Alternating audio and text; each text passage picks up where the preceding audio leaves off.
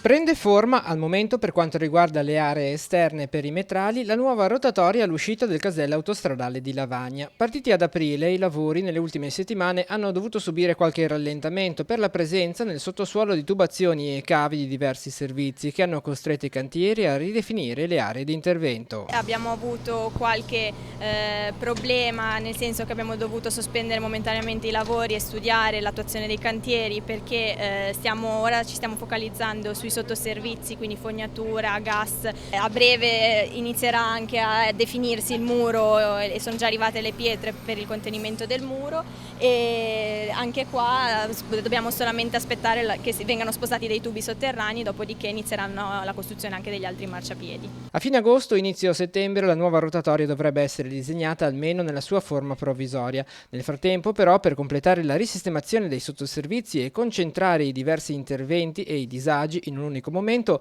è in previsione la chiusura totale della viabilità dell'area per il fine settimana del 6 e 7 luglio. È l'unico weekend disponibile anche considerando le manifestazioni che coinvolgono i nostri comuni e siamo in attesa appunto di una risposta da Autostrade, al che poi valuteremo il da farsi esecutivo e dare le preventive comunicazioni. Si studierà comunque una soluzione per la viabilità che dovrà essere interrotta anche in via Moggia. Assolutamente sì, infatti nella prossima settimana coinvolgeremo anche il comandante della polizia locale e i vigili per definire la migliore soluzione possibile e appunto essendo questo un tratto per quanto riguarda la viabilità molto difficoltoso, è necessario anche probabilmente fare grossa comunicazione anche per i comuni limitrofi.